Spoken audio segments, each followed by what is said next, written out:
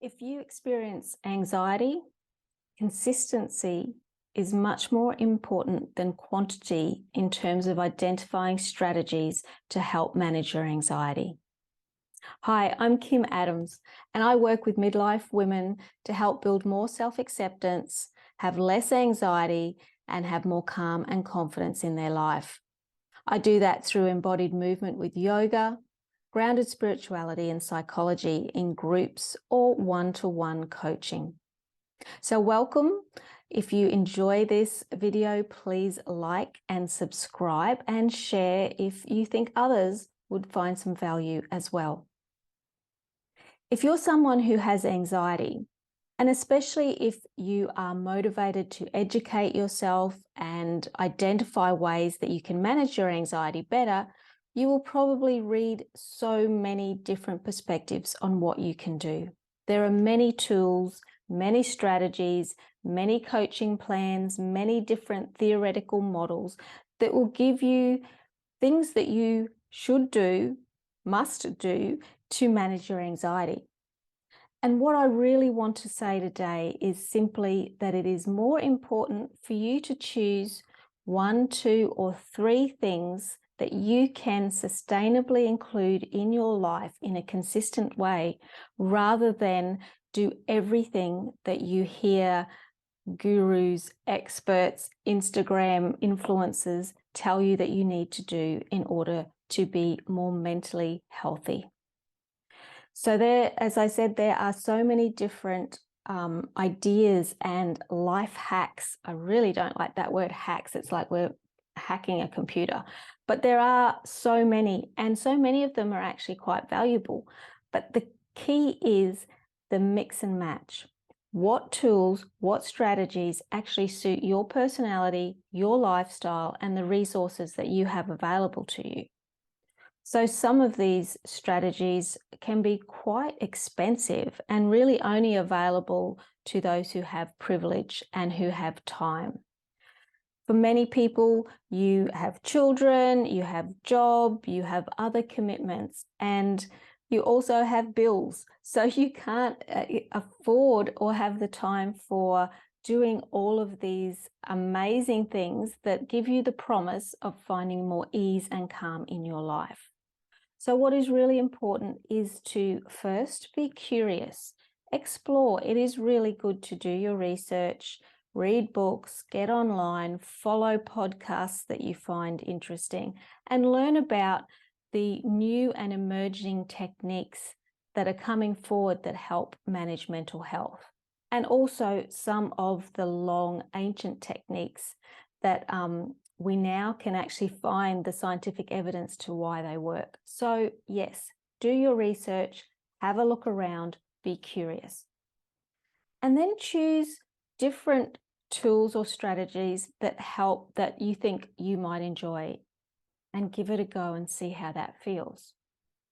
But don't feel that you have to do something that just doesn't resonate with your personality or lifestyle.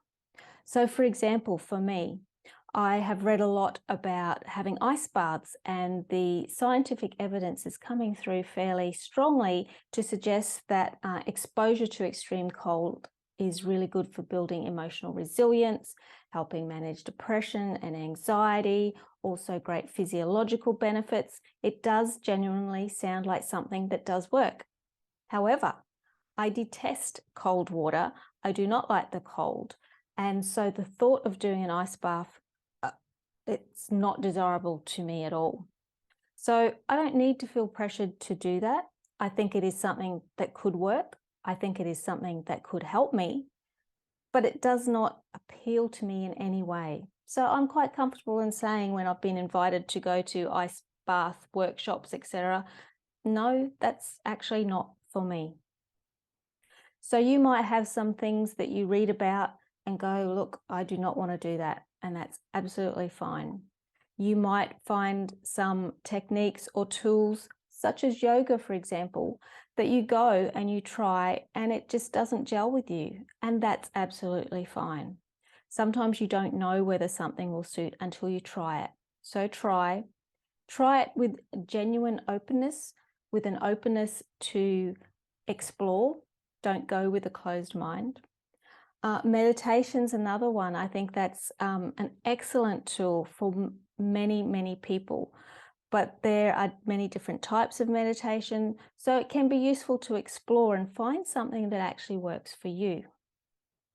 And then when you do find those tools, see if there's something that is sustainable for you financially, time-wise, and interest-wise. And then just select 1, 2, or 3 habits that you can sustain over the long term. Consistency is much more important than quantity if you are trying to change your mental health habits, your behavioral habits, your thought mindset habits. They don't change overnight. They need consistency. So choose some things that you can do regularly. For me, the 2 that come to mind for many people that are accessible, they're free and don't take too much time, is firstly the breath. Starting to become more attuned and starting to learn how you can breathe in a more helpful way for your body health and for your mental health. The other one that many people struggle with is sleep. They've found that sleep, good quality, regular sleep is really important for mental health. And I know that's something that I struggle with. So that's something I'm focusing my energy on, trying to improve my sleep. And then after that, you can start to add on other things if you have time and resources to help build your mental health and to help manage your anxiety. Just remember, consistency is more important than quantity. Do what works for you. Do what feels good for you. So I hope you enjoyed that. I'd be keen to know what you do in your daily practice in order to manage anxiety and mental health. Talk to you next time.